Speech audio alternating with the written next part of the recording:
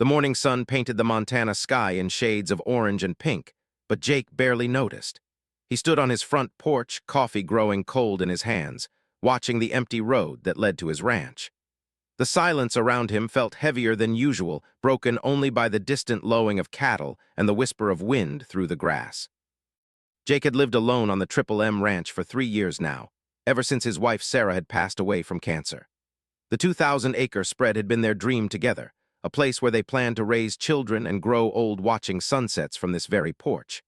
Now, at 35, Jake found himself rattling around in a house built for a family, eating cold beans from cans, and washing the same 3 shirts over and over. His neighbor, Mrs. Henderson, had been dropping off casseroles twice a week, bless her heart, but Jake knew she had her own family to worry about. He couldn't keep depending on the kindness of others forever. The truth was, he was barely keeping his head above water. Between managing the ranch alone and trying to handle all the domestic tasks Sarah used to take care of, he was exhausted. The sound of a truck engine interrupted his thoughts. He watched as his foreman, Carlos, pulled up in his battered Ford pickup. Carlos had been with the ranch for 8 years and was the closest thing Jake had to a friend these days. "Morning, boss," Carlos called out, climbing the porch steps. His weathered face showed concern as he took in Jake's appearance. "You look like hell again." Jake managed a weak smile. "Thanks for the pep talk, Carlos, just what I needed to hear." "I'm serious, Jake, you can't keep going like this. When's the last time you had a proper meal or cleaned this place?" Carlos gestured toward the house, where dishes were visible through the kitchen window, stacked high in the sink. Jake shrugged, taking a sip of his cold coffee and grimacing. "I'm managing." "No, you're not." Carlos sat down on the porch step, his tone gentle but firm. "Sarah wouldn't want to see you like this, you know that, right?" The mention of Sarah's name still caused a sharp pain in Jake's chest, but he'd learned to breathe through it. Carlos was right, of course. Sarah had been the heart of their home, the one who made everything warm and welcoming. She'd had a gift for making even the simplest meal feel like a celebration. "I've been thinking," Carlos continued, "maybe it's time you hired some help, not just for the ranch work, but for the house too. A cook, maybe someone to help keep things organized." Jake had been resistant to this idea for months. It felt like admitting defeat, like accepting that he couldn't handle his own life. But as he looked around at the neglected state of his property and felt the gnawing emptiness in his stomach, he had to admit Carlos made sense. "I wouldn't even know where to start looking," Jake said finally. "Actually," Carlos said, pulling a folded piece of paper from his shirt pocket, "I might have an idea. My cousin Maria works at the employment office in town. She mentioned there's a woman looking for work. Navajo lady, real good cook apparently. She's had some rough times lately and could use a steady job." Jake took the paper, which had a name and phone number written in Carlos's careful handwriting, along with a local number. "What kind of rough times?" "Lost her husband a few months back. Car accident.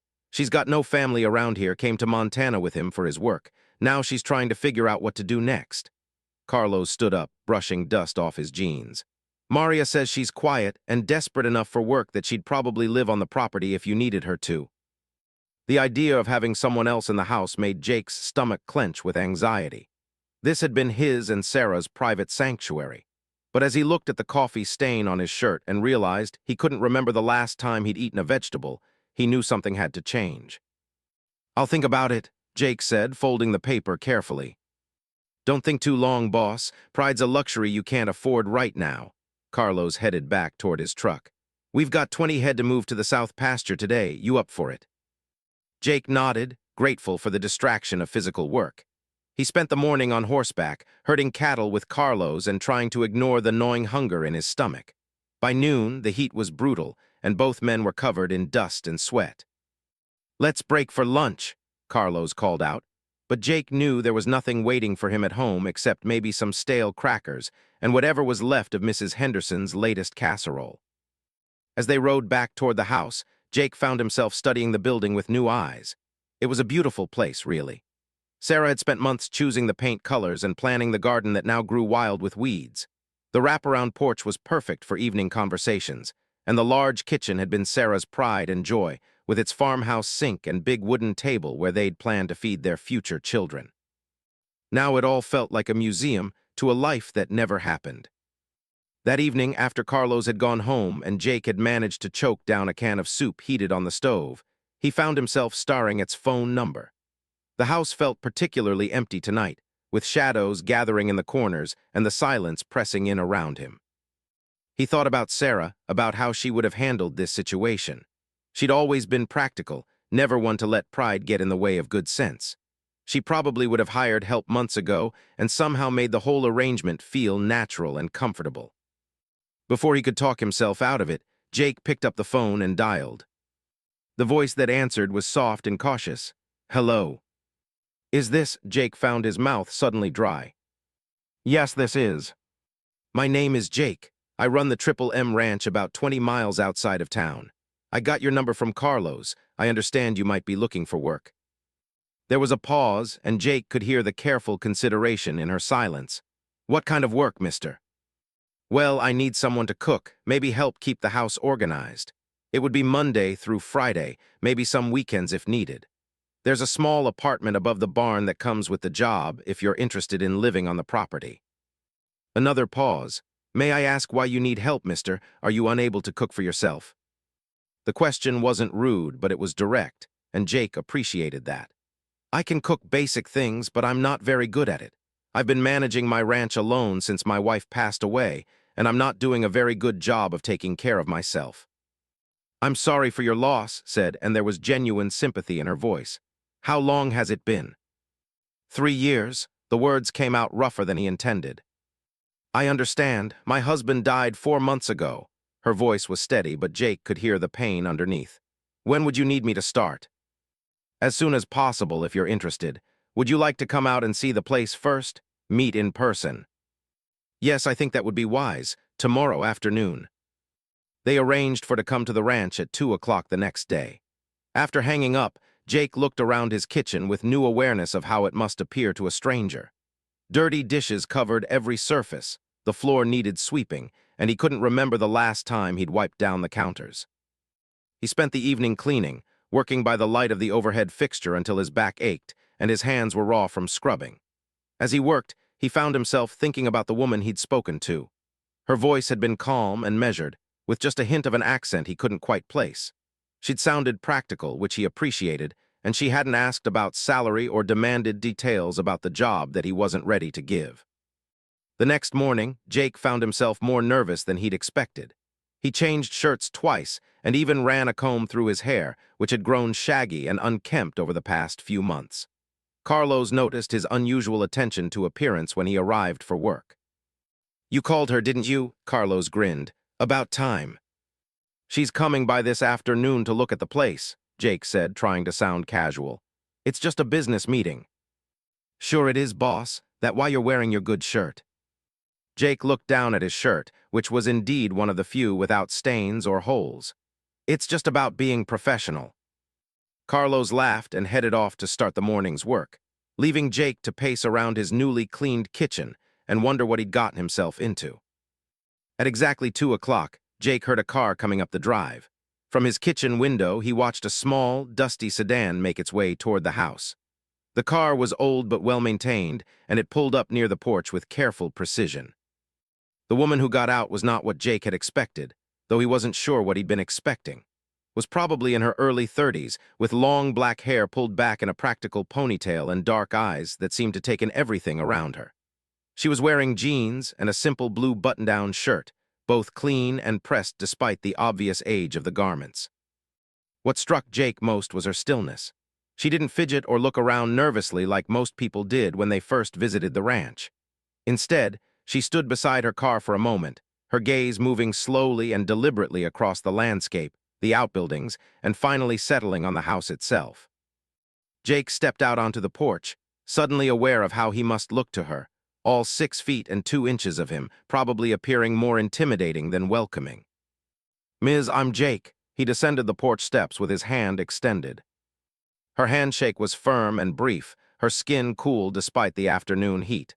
"Thank you for meeting with me, mister. You have a beautiful place here."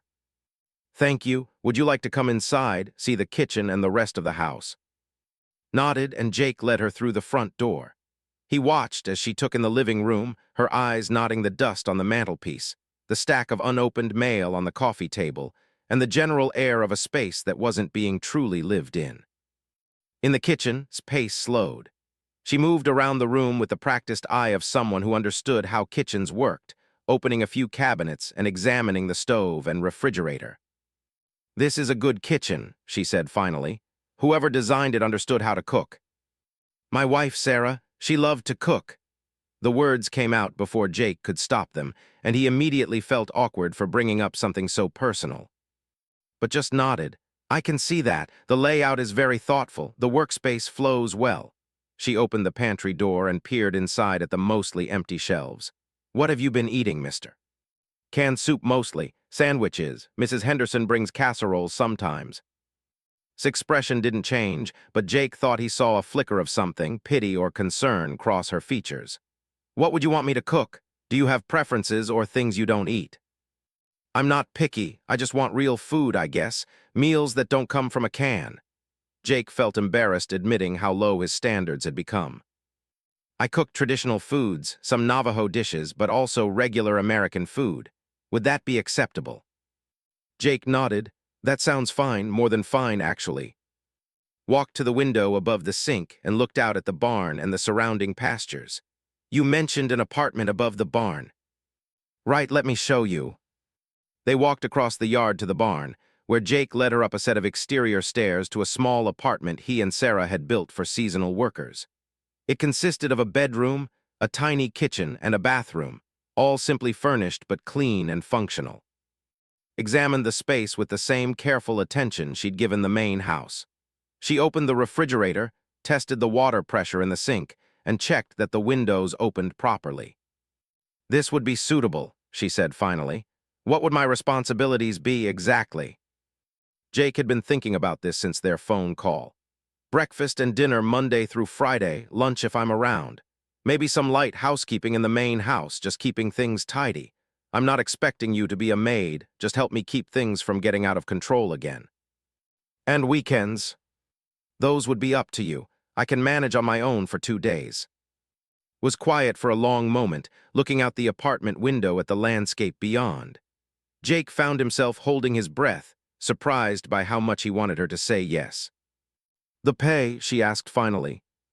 Jake named a figure that was probably more generous than necessary, but he wanted to make sure she felt valued. Eyebrows raised slightly, and she nodded. "When would you need me to start?" "Monday, if that works for you." Extended her hand again. "I'll see you Monday morning, mister. What time would you like breakfast?" 6:30. Jake shook her hand, feeling a mix of relief and nervousness. "I'll be there at 6 to start cooking." As drove away, Jake stood in the yard watching her car disappear down the road. For the first time in months, he felt something that might have been optimism. Maybe Carlos was right. Maybe it was time to start taking better care of himself. That evening, Jake found himself looking around his house with new eyes, trying to see it as would on Monday morning.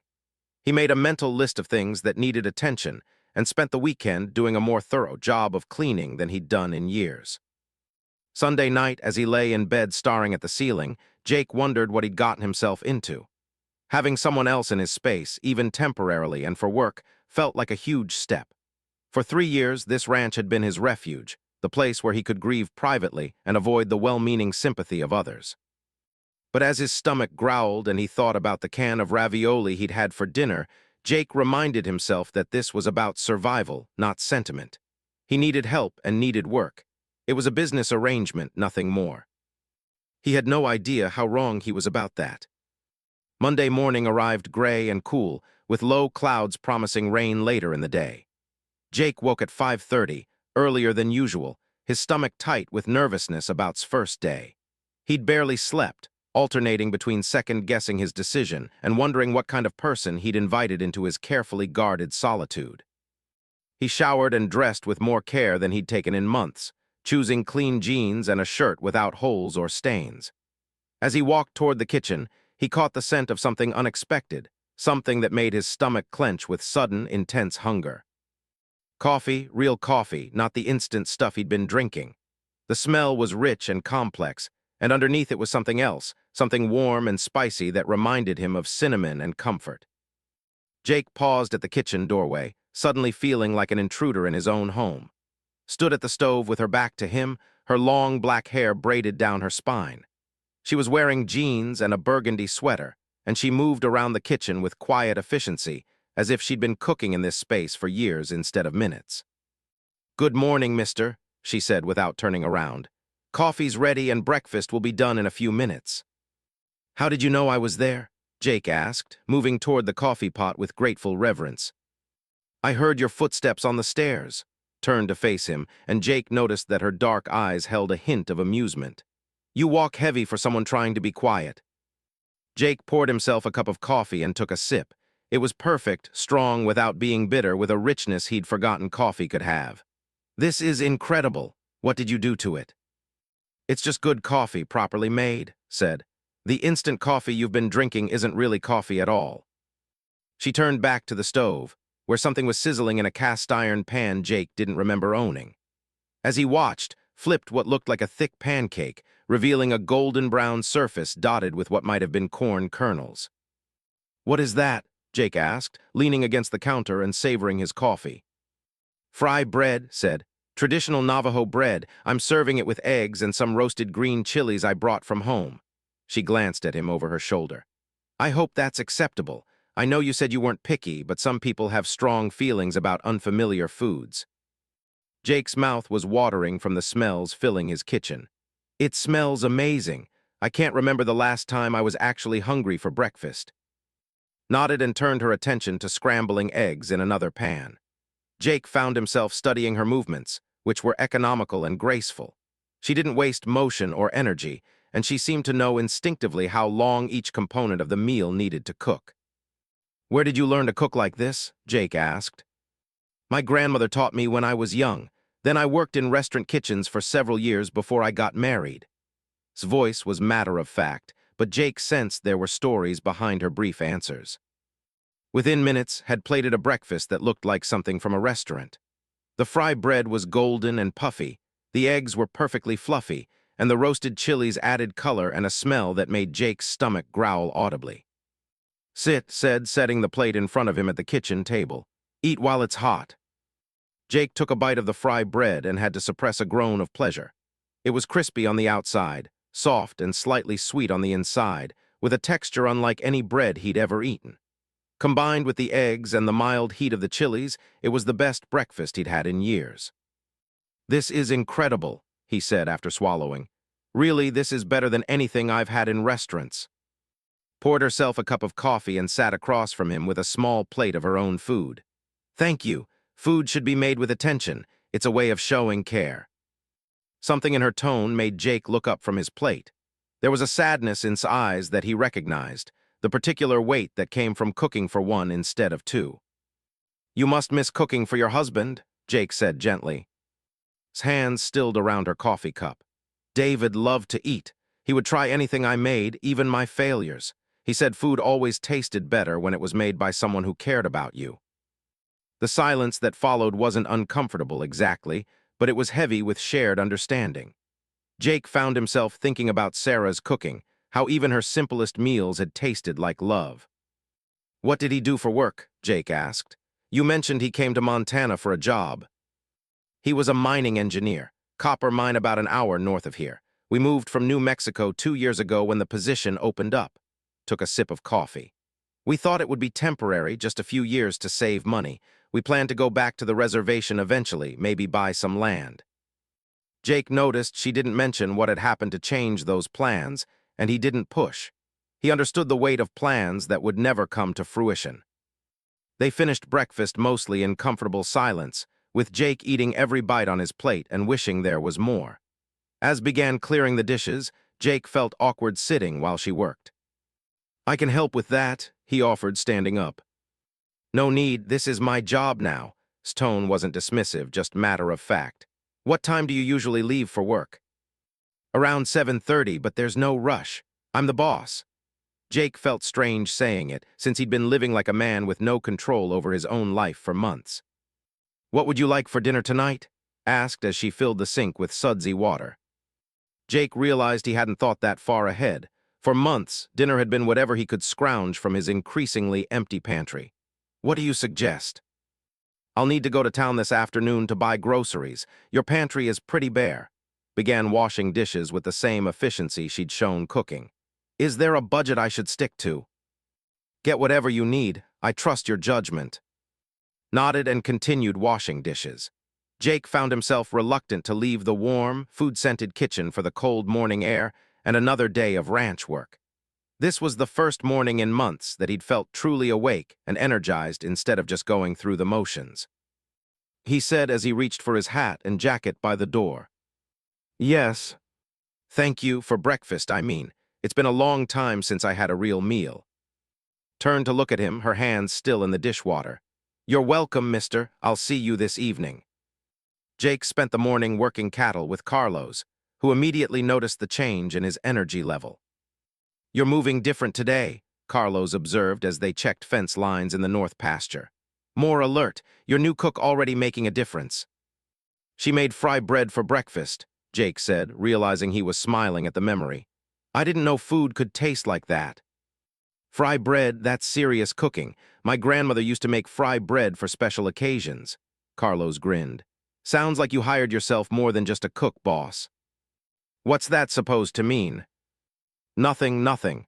Just saying it's good to see you taking care of yourself again. They worked until midday, when the promised rain began falling in a steady drizzle. As they rode back toward the barn, Jake found himself looking forward to lunchtime for the first time in months. But when they reached the house, his car was gone, and a note on the kitchen table explained that she'd driven to town for groceries. Jake made himself a sandwich from the meager supplies in his refrigerator, but even the simple act of eating felt different now. The kitchen still smelled faintly of cinnamon and roasted chilies, and the clean dishes in the drying rack were evidence that the morning's breakfast hadn't been a dream. Returned in the late afternoon, her small sedan loaded with grocery bags. Jake offered to help carry them in, and was surprised by the variety and quantity of food she'd purchased. Fresh vegetables he hadn't eaten in months, spices he'd never heard of, and cuts of meat that required actual cooking skills to prepare. How much do I owe you? Jake asked as began organizing everything in his pantry and refrigerator. I kept the receipts. We can settle up at the end of the week if that's easier. Jake watched as transformed his bare pantry into something that actually looked like a place where cooking happened. She worked with quiet purpose, occasionally asking where he preferred certain items to be stored. You don't have to organize everything, Jake said. I know this isn't exactly what we discussed for the job. Paused in her arrangement of spice jars. Mister, may I speak plainly? Of course. You've been living like a man who's given up. I understand that, believe me. But if I'm going to cook for you, I need a kitchen that functions properly. And if you're going to get better, you need to eat food that nourishes your body, not just fills your stomach. Her words were direct but not unkind, and Jake found himself nodding. You're right. I guess I have given up in a lot of ways. Grief makes us do that sometimes. We forget that we're still alive, that we still need to take care of the body we're living in. Resumed organizing groceries. My husband used to say that honoring the dead meant taking better care of the living. Jake felt something shift inside his chest, a loosening of tension he'd carried for so long he'd forgotten it was there. Your husband sounds like he was a wise man. He would have liked you, I think. He always respected people who worked the land. As the afternoon wore on, Jake found himself reluctant to leave alone in the house. He invented reasons to come inside, checking on things that didn't need checking, until Carlos finally called him out on it. Boss, the woman's been cooking for one day, and you're acting like a lost puppy, Carlos said with amusement. Maybe let her work without supervision. Jake felt his face flush. I'm not supervising, I'm just making sure she has everything she needs. And that's why you've checked the water pressure in the kitchen sink 3 times. Rather than admit Carlos was right, Jake threw himself into work for the rest of the afternoon, cleaning stalls and repairing equipment with more energy than he'd shown in months. But as evening approached, he found himself watching the clock and listening for sounds from the house. At 6 o'clock sharp, appeared at the barn door. Mister, dinner's ready. Jake cleaned up quickly and walked to the house, where the smell of roasted meat and vegetables made his mouth water before he'd even reached the kitchen. Had set the table for one, with a cloth napkin and everything properly arranged. Aren't you eating? Jake asked, noticing only one place setting. I wasn't sure if you preferred to eat alone. Many people do. Jake found himself shaking his head. Please join me. I've been eating alone for 3 years. I'd welcome the company. Hesitated for a moment, then got herself a plate and silverware. As she served dinner, Jake saw that she'd prepared roasted chicken with herbs he couldn't identify, along with roasted vegetables and something that might have been wild rice. This smells incredible, Jake said as sat down across from him. What did you do to it? Traditional herbs and spices, some from my grandmother's recipes, some I learned in restaurants. Cut into her chicken with neat precision. The vegetables are from your garden, by the way. I found some that were still good under all the weeds. Jake looked up in surprise. The garden, I thought everything had died. The tomatoes and squash are gone, but the root vegetables are hardy. I found carrots and potatoes that just needed cleaning up. Took a bite and chewed thoughtfully. Your wife planted well. The soil is rich and the location gets good sun. Jake felt a familiar pang at the mention of Sarah's garden, but for the first time it was mixed with something else. Pride, maybe, that Sarah's work was still bearing fruit even after her death. She spent hours planning that garden, Jake said. She had notebooks full of drawings and planting schedules. I haven't looked at it since she died. Maybe you should, said gently. Gardens want to be tended, it's their nature. They ate in companionable silence for a while, with Jake savoring every bite. The chicken was perfectly seasoned and moist. The vegetables were roasted to tender perfection, and the wild rice had a nutty flavor he'd never experienced before. Jake said finally, I have to ask, why did you take this job? I mean, you could probably find work in town, maybe something with more stability. Set down her fork and considered the question. I needed work, obviously, but also, she paused, seeming to search for words. After David died, I felt lost. We'd made all our plans together, and suddenly I was alone in a place where I didn't really belong. Everyone was very kind, but I was just David's widow to them, not a person in my own right. Jake nodded, understanding completely. Since Sarah's death, he'd often felt like people saw him only as half of what he used to be. When I heard about this job, it seemed like a chance to be useful again, continued. To take care of someone who needed taking care of. I know that probably sounds strange. It doesn't sound strange at all, Jake assured her. I think we both needed this arrangement more than we realized. After dinner, insisted on cleaning up while Jake reviewed some paperwork in his office. But he found himself distracted by the sounds of domestic activity in his kitchen, sounds that had been absent from his house for 3 years. When finished and prepared to leave for the night, Jake found himself reluctant to see her go. Same time tomorrow morning, he asked, walking her to the door. I'll be here at 6, confirmed. Sleep well, mister. As Jake watched her walk across the yard to her apartment above the barn, he realized something had shifted in the atmosphere of his home. For the first time since Sarah's death, the house felt lived in again, warm and welcoming instead of empty and cold. That night, Jake slept better than he had in months, his stomach full and his body finally getting the nutrition it had been craving. When he woke the next morning to the smell of coffee and something baking in the oven, he found himself smiling before he was fully conscious. Maybe Carlos had been right. Maybe this was exactly what he needed. By Thursday morning, Jake had established a routine he never wanted to break.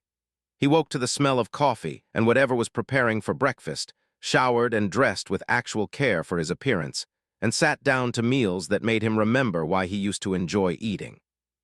But it was more than just the food that was changing his daily existence. Had a way of moving through his house that was both respectful and transformative. She never touched his personal belongings or rearranged anything that belonged to him and Sarah, but somehow the entire space felt more organized and peaceful. The kitchen, which had become a source of stress and frustration over the past 3 years, was now the heart of the house again. Had scrubbed years of neglect from every surface, organized the cabinets with practical efficiency, and filled the space with the kind of purposeful activity that made it feel alive. Wednesday evening, Jake had come in from work to find in the backyard, examining Sarah's abandoned garden with the focused attention of someone who understood growing things. She was kneeling between rows of overgrown plants, her hands gentle as she separated vegetables from weeds. I hope you don't mind, she'd said when she noticed him watching. I wanted to see what could be saved. Jake had felt his throat tighten as he looked at the garden he'd been avoiding for 3 years. Sarah planned that whole layout. She spent the winter before she got sick drawing diagrams and ordering seeds from catalogs. Had nodded and continued her careful examination of the neglected plants. She had good instincts. The spacing is excellent, and she chose varieties that complement each other. This garden wants to produce food. It just needs some attention. Now on Thursday morning, Jake found at the stove preparing what had become his favorite breakfast. Eggs cooked with green chilies and served with fresh tortillas she made from scratch each morning. The coffee was perfect as always, and the kitchen smelled like home in a way it hadn't since Sarah's death. "I need to drive to town today to pick up some supplies," said as she set his plate in front of him. "Is there anything specific you need?" Jake realized that for the first time in years, his basic needs were being met by someone other than himself. His meals were planned and prepared. His laundry was mysteriously appearing clean and folded, and his house was staying clean without him having to think about it. "Actually," he said, cutting into his eggs, "would you mind if I came with you? I need to stop by the feed store, and I realized I don't know much about where you shop for groceries." Paused in her coffee pouring. "You want to come grocery shopping with me? If you don't mind the company, I'm curious about how you choose ingredients, what you look for."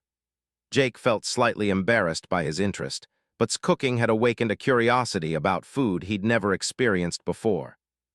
"I don't mind," said, and Jake thought he detected a hint of pleasure in her voice.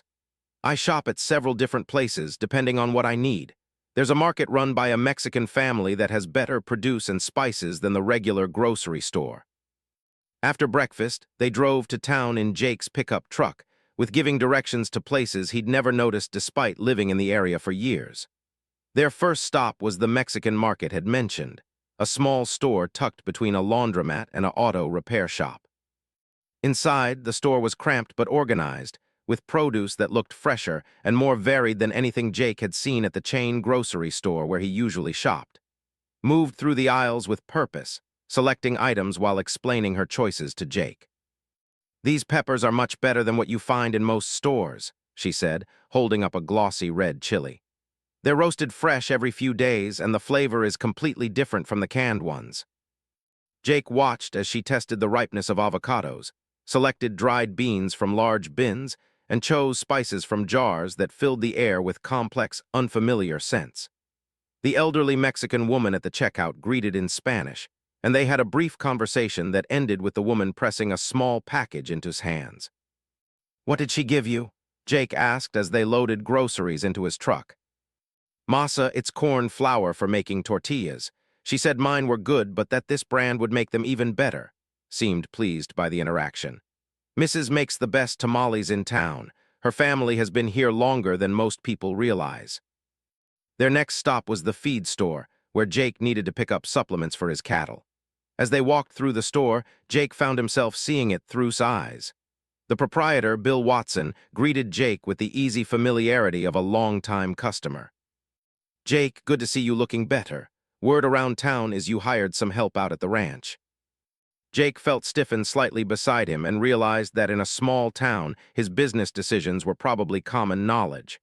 "This is Bill Watson. Been cooking for me this week." Bill's greeting to was polite but curious, and Jake could see the man cataloging details to share with other customers later. Small-town gossip was usually harmless, but Jake found himself feeling protective of his privacy. As they drove home, was quieter than usual. Jake glanced over at her, noting the tension in her shoulders. "Everything okay?" he asked. "Small towns are the same everywhere," said after a moment. "People talk, make assumptions. I'm used to it, but it doesn't mean I like it." Jake felt a flash of anger on her behalf.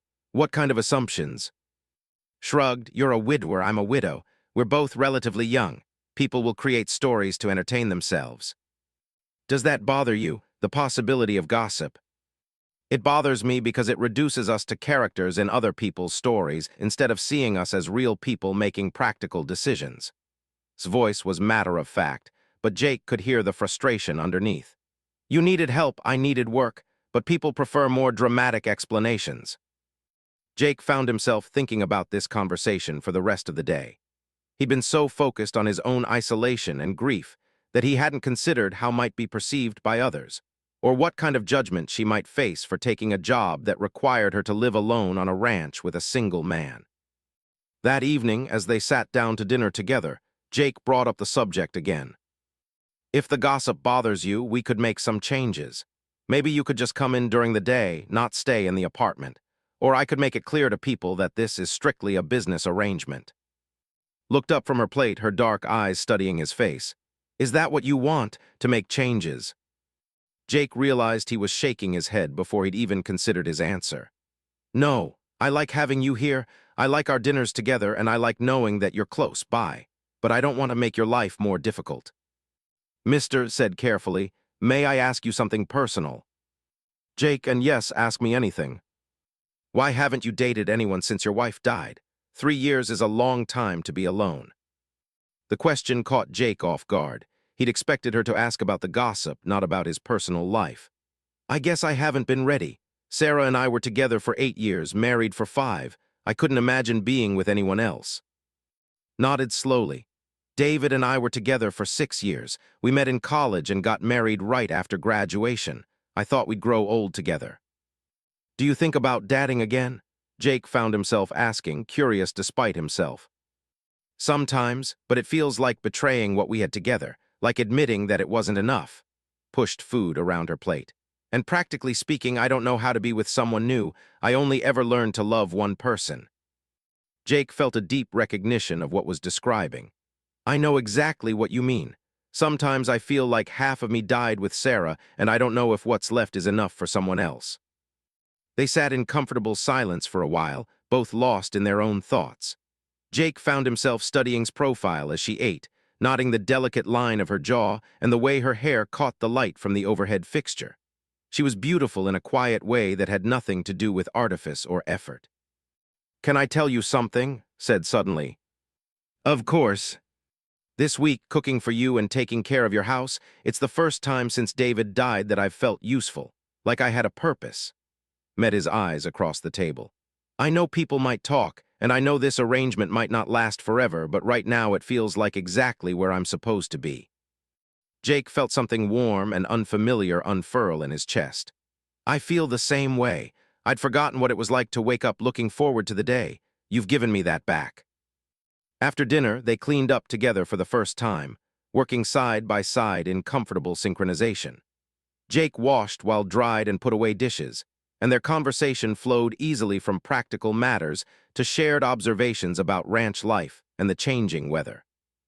When prepared to leave for her apartment, Jake found himself reluctant to end the evening. It had been years since he'd enjoyed anyone's company this much, and he was beginning to realize that what he felt for went beyond gratitude for good meals and a clean house. He said as she reached for her jacket, "Would you like to see some old photos of the ranch? Sarah kept albums of all the work we did when we first bought this place. I thought you might find them interesting." His face lit up with genuine curiosity. "I'd love to see them." Jake led her to the living room, where Sarah's photo albums were arranged on a bookshelf. He selected one from their first year on the ranch and sat on the couch beside, opening the album across both their laps. The photos told the story of two young people in love with a piece of land and determined to build a life together.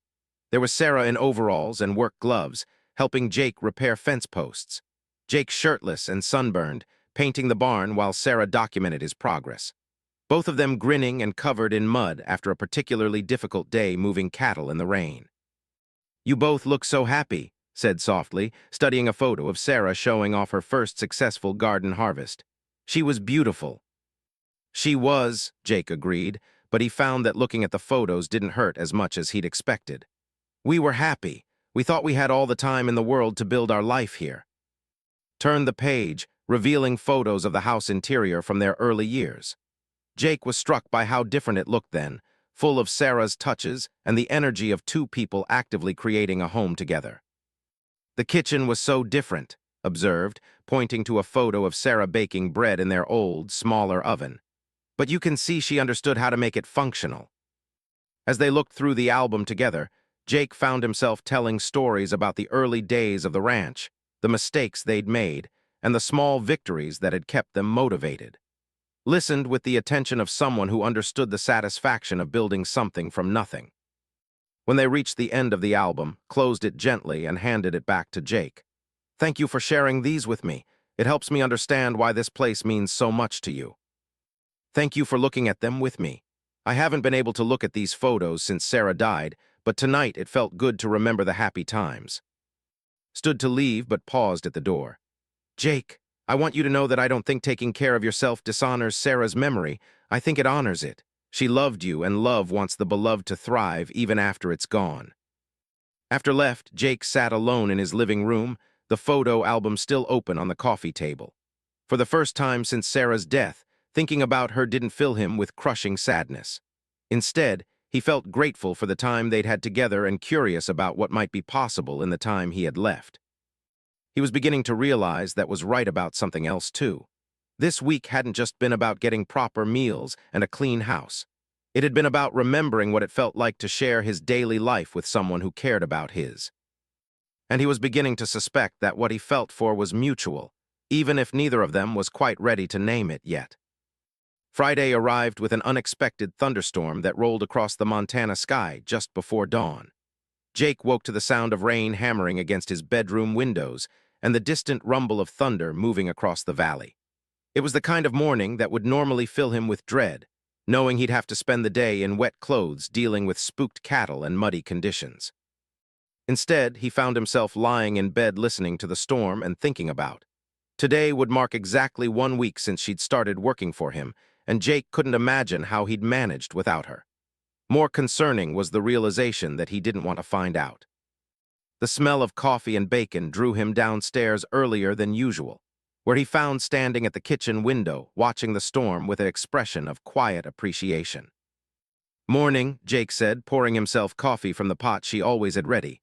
"Quite a storm." "I love storms," said without turning around. "They remind you how small you are, how little control you really have over anything that matters." Jake joined her at the window, noting how the lightning illuminated the landscape in stark black and white. "Most people find that frightening. Most people spend too much energy trying to control things they can't control anyway." His voice was thoughtful. "My grandmother used to say storms were the earth's way of washing away what didn't serve anymore, making space for new growth." As if summoned by their conversation, a brilliant flash of lightning split the sky, followed immediately by a crack of thunder that shook the house. Didn't flinch, but Jake noticed her hands tighten slightly on her coffee cup. "Are you worried about your apartment? The roof up there is older than the main house." "A little," admitted, "but there's not much I can do about it now." Jake made a decision that surprised him with its spontaneity. "Why don't you stay in the guest room tonight? No sense risking a leak in your ceiling, and the weather service said this storm system could last through tomorrow." Turned to look at him, her dark eyes searching his face. "Are you sure? That seems like an imposition." "It's practical," Jake said, though he knew his motivations weren't entirely practical. "The guest room hasn't been used since Sarah's sister visited 2 years ago, but it's clean and dry." "Thank you. I'll move a few things over after breakfast." As prepared what had become Jake's favorite morning meal, eggs with green chilies and fresh tortillas, he found himself thinking about how natural it felt to offer her sanctuary from the storm. Over the past week, the boundaries between employer and employee had blurred in ways he hadn't expected. Had become more than someone who cooked and cleaned for him. She'd become his companion at meals, his conversation partner in the evenings, and increasingly, the person he most looked forward to seeing each day. The realization should have troubled him more than it did. After breakfast, the storm intensified, making outdoor work impossible. Jake called Carlos to tell him they'd postpone the day's planned activities, then found himself at loose ends in his own house. Was doing laundry and organizing cupboards, moving through the domestic tasks that had overwhelmed him for years with quiet efficiency. "Is there anything I can help you with?" Jake asked as folded towels in the living room. "You could help me understand something," said, setting down the towel she'd been folding. "That room upstairs, the one at the end of the hall, it's locked, and I've been curious about it." Jake felt his stomach clench. He knew exactly which room she meant. Sarah's art studio, which he hadn't opened since the day after her funeral. That was Sarah's workspace. She was a painter, though she never thought she was very good at it. "May I see it?" His request was gentle but direct. "I understand if it's too private." Jake found himself walking upstairs before he'd consciously decided to show the room. At the end of the hallway, he stopped before a door he'd passed countless times without opening. The key was still where Sarah had always kept it, on top of the door frame. The room beyond was frozen in time. Sarah's easel still held her last painting, a landscape of the ranch in early spring with the mountains visible in the distance. Brushes sat in glass jars, and tubes of paint were arranged on a wooden pallet as if she'd just stepped out for a moment. Entered the room slowly, her attention immediately drawn to the canvases lining the walls. Jake watched as she moved from painting to painting, studying each one with the same careful attention she brought to everything else. "These are beautiful," said finally. She had real talent. She never thought so. She said she painted because it made her happy, not because she was any good at it. Jake picked up one of Sarah's brushes, surprised by how familiar it felt in his hands. She used to spend hours up here, especially in winter when there wasn't as much ranch work to do. Paused in front of the easel, studying the unfinished landscape. "This is the view from your bedroom window, isn't it?" "How did you know that?" "The angle of the mountains, the way the fence line curves. I've been watching the sunrise from the kitchen window all week, and this is that same view from slightly higher up." Touched the frame gently. She saw beauty in ordinary things. Jake felt tears prick his eyes, not from sadness but from a complicated mix of grief and gratitude. She used to say that if you paid attention, every day offered something beautiful, even the difficult days. She was wise, turned away from the easel to look at more of Sarah's work. What did she plan to do with all these paintings? "I don't know, we never really talked about it. I think she painted for herself, not for any particular purpose." Jake set down the brush he'd been holding. "I should probably do something with them. It seems wrong to let them just sit here." "Maybe," said carefully, "but maybe it's also okay to leave them as they are for now.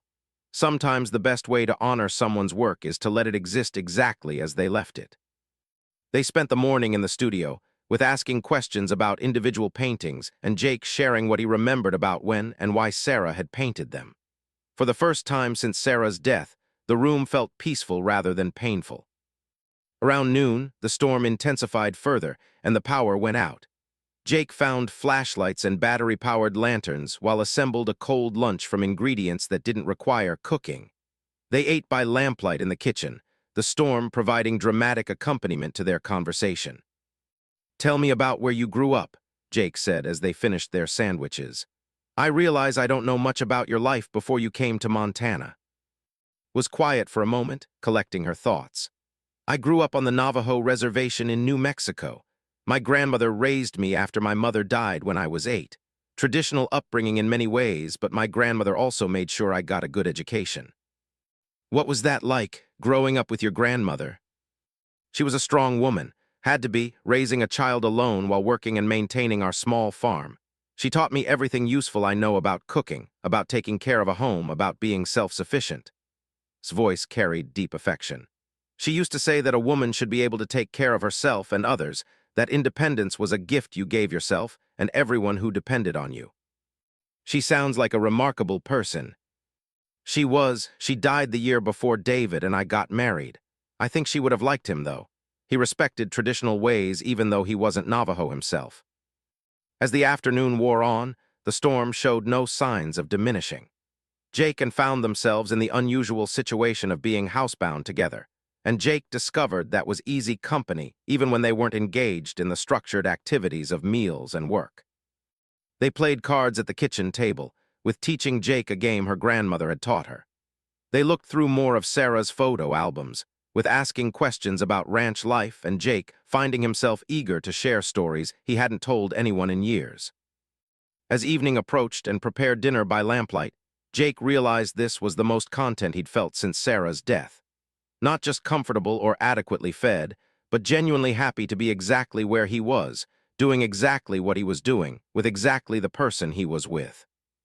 He said as they sat down to dinner, the kitchen illuminated by the warm glow of several oil lamps. "Can I ask you something?" "Of course." "Are you happy here?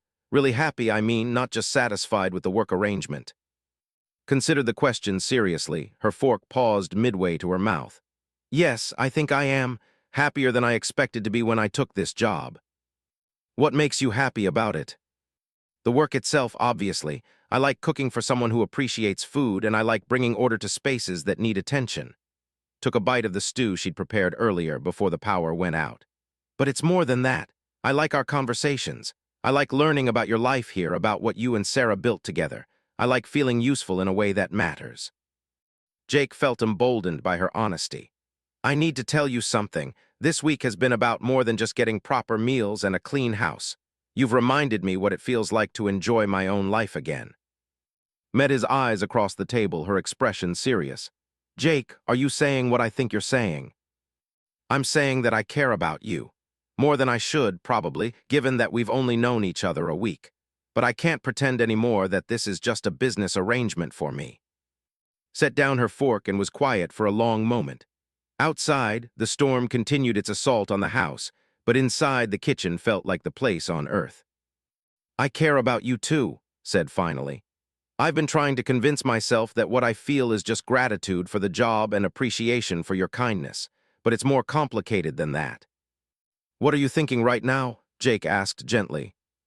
I'm thinking that we're both still grieving people we loved very much. I'm thinking that a week isn't very long to know someone, even though it feels longer. I'm thinking that people in town are probably already talking about us, and if we pursue this, there will be more talk. Jake nodded, acknowledging the validity of her concerns. And what else are you thinking? Smile was small but genuine. I'm thinking that I haven't felt this alive since David died. I'm thinking that you're a good man who deserves to be happy. And I'm thinking that maybe my grandmother was right when she said that sometimes the best things in life come from being brave enough to accept unexpected gifts. So what do we do with all that thinking? We take it slowly, said. We give ourselves time to be sure about what we're feeling, and we try to be honest with each other about what this is and what we want it to become. Jake reached across the table and took his hand, surprised by how natural the gesture felt. I'd like that, all of it.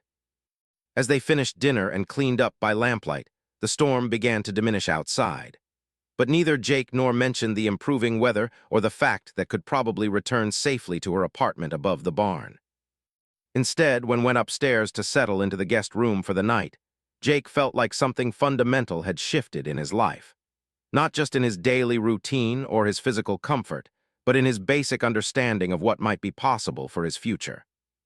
For 3 years, he'd lived as if his capacity for love had been buried with Sarah. Now, as he lay in bed listening to the sounds of another person moving around in his house, Jake began to wonder if maybe the human heart was more resilient than he'd given it credit for. Maybe he was right about storms washing away what no longer served, making space for new growth. Maybe he was ready to find out what might grow in that cleared space. Saturday morning dawned clear and bright, the storm having washed the air clean and left everything sparkling with residual moisture. Jake woke to sunlight streaming through his bedroom windows and the familiar sound of moving around in the kitchen below. But this morning was different. This morning, everything had changed. He dressed quickly and went downstairs, where he found at the stove preparing breakfast. She was wearing a simple blue dress instead of her usual jeans, and her long black hair was loose around her shoulders rather than pulled back in its usual practical braid. She looked beautiful, and Jake felt his breath catch slightly. Good morning, he said, pouring coffee from the pot that was always perfectly ready. How did you sleep? Very well, thank you. The guest room is comfortable, and it was nice to listen to the rain on the roof without worrying about leaks. Glanced at him over her shoulder, and Jake thought he detected a slight shyness that hadn't been there before. How did you sleep? Better than I have in months, Jake admitted. It was good knowing you were close by. Turned from the stove to face him fully, her dark eyes searching his face. Jake, about last night, what we talked about. Do you regret it? Jake asked, setting down his coffee cup. No, but in daylight, with the storm over, I want to make sure we're both thinking clearly. We made some fairly significant admissions last night. Jake nodded, appreciating her practical approach even as his heart hoped she wasn't about to take back everything she'd said. We did. How are you feeling about it this morning? Was quiet for a moment, arranging eggs and toast on a plate with her usual care. I'm feeling that I meant everything I said, but I'm also feeling that we need to be very careful about how we proceed. What does careful look like to you? Honest communication. No assumptions about what the other person wants or expects, and probably no public displays of affection until we're both sure about what this is becoming. Set his breakfast in front of him, her hand brushing his shoulder briefly as she did. I don't want either of us to get hurt because we rushed into something we weren't ready for. Jake found her thoughtfulness both admirable and reassuring. That sounds wise. Can I ask you something else? Always. What would you want to happen in an ideal world? If you could design how this relationship develops, what would that look like? Poured herself coffee and sat across from him, considering the question seriously. I think I'd want us to spend more time together as ourselves, not just as employer and employee. I'd want to learn more about who you are when you're not grieving or struggling just to get through each day. I'd want you to know me as more than just someone who cooks your meals. I'd like that too, Jake said. What would that look like practically? Maybe we could spend time together that isn't centered around work or meals. Maybe you could show me more of the ranch, tell me about your plans for it. Maybe I could tell you about my life before David, about the things I used to enjoy doing. Jake felt a warm anticipation at the prospect of truly getting to know. Would you like to start today? I could show you the rest of the property, maybe pack a lunch and make a day of it. Smile was genuine and bright. I'd love that. After breakfast, Jake saddled 2 horses while packed sandwiches and drinks in a basket. He'd chosen Ruby, a gentle mare, for to ride, and his own horse, Thunder, for himself. As they set out across the ranch land, Jake found himself seeing his property through eyes. The morning sun cast long shadows across the grassland, and the air was crisp and clean in the wake of the storm. Rode confidently, clearly comfortable with horses, and Jake enjoyed watching her take in the landscape with the same careful attention she brought to everything else. How long have you been riding? Jake asked as they made their way toward the creek that ran through the eastern section of his property. Since I was a child. My grandmother kept horses, though not many. She said horses taught you about partnership, about respecting something stronger than yourself while still maintaining your own will. Leaned forward to pat Ruby's neck. I missed riding after David and I moved to Montana. We lived in town and there wasn't really an opportunity. They rode in comfortable silence for a while, following a path Jake had worn during his years of checking fence lines and monitoring his cattle. When they reached the creek, which was running high and fast from the previous night's rain, Jake dismounted and helped down from her horse. This is my favorite spot on the whole ranch, Jake said, tying both horses to a fallen log. Sarah and I used to come here when we needed to make big decisions or when we just wanted to get away from everything. The creek formed a small pool at this point, surrounded by cottonwood trees that provided shade and the sound of moving water. Walked to the edge of the pool and crouched down, trailing her fingers in the cold water. It's beautiful, she said. Peaceful. I can see why you and Sarah loved it here. Jake spread a blanket under one of the larger trees and unpacked the lunch had prepared. As they ate, he found himself telling about his dreams for the ranch, plans he hadn't shared with anyone since Sarah's death. I've always wanted to diversify beyond just cattle, Jake said, biting into a sandwich that somehow tasted better for being eaten outdoors. Maybe raise some sheep, plant more crops. Sarah wanted to start selling eggs and vegetables at the farmer's market in town. What stopped you? After Sarah got sick, everything became about just getting through each day. Then after she died, I lost interest in planning for the future. I couldn't see the point in building something bigger when I was going to be experiencing it alone. Nodded thoughtfully. And now, how do you feel about those plans now?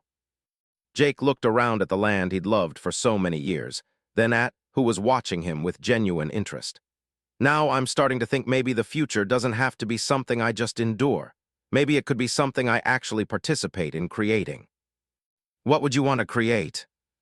I don't know exactly, but for the first time in 3 years, I'm curious about the answer to that question. Jake met's eyes. What about you? What do you want to create for your future? Was quiet for a long moment, her gaze following the movement of the creek water.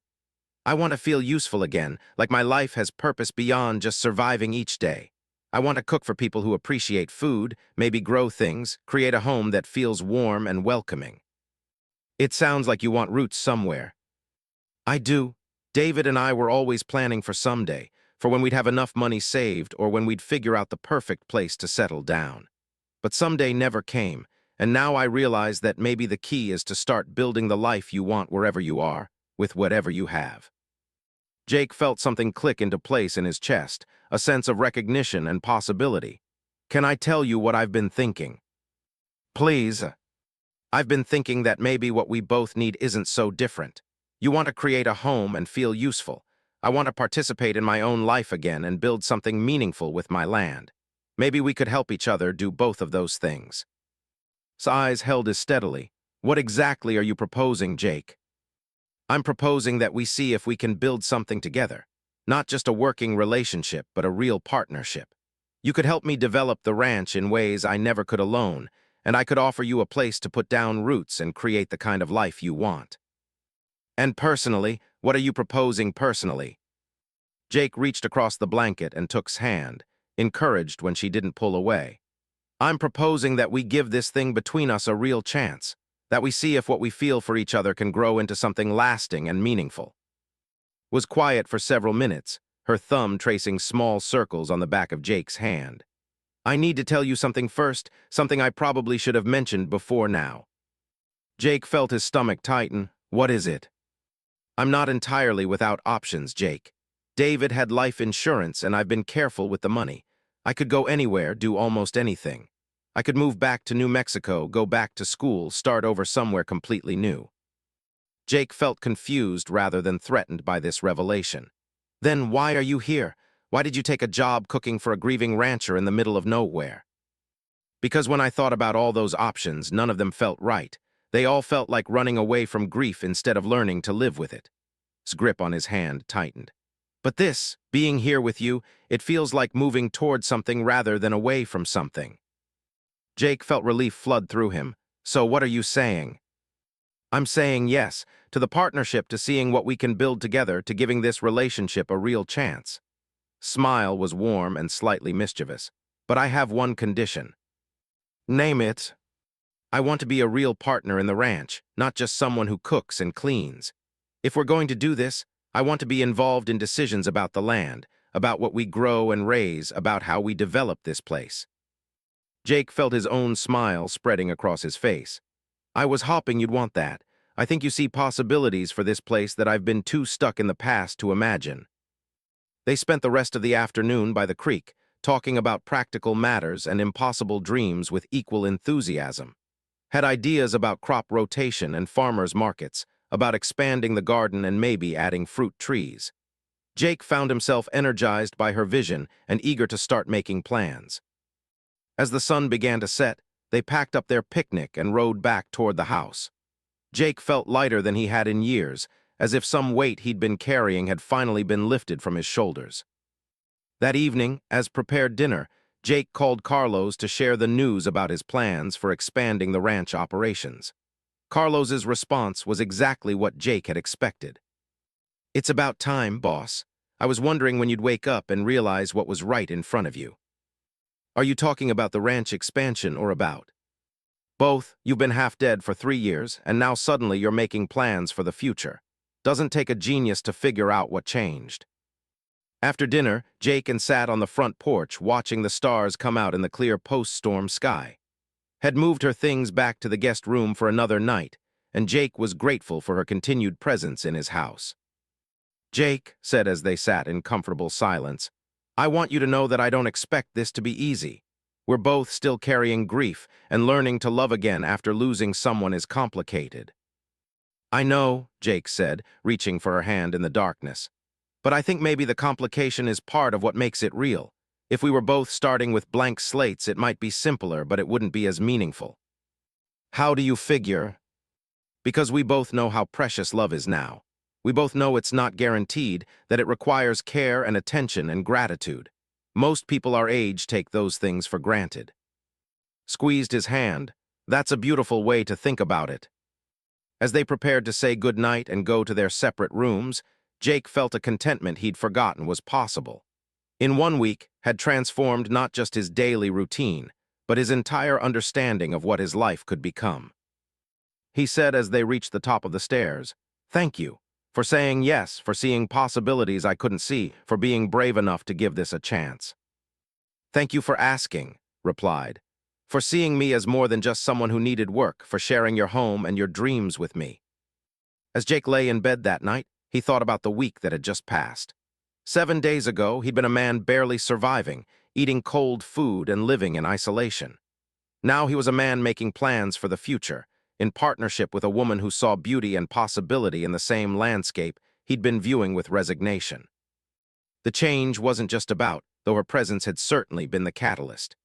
The change was about remembering that life was meant to be lived actively rather than endured passively, that love was a renewable resource rather than a finite one, and that the best way to honor the past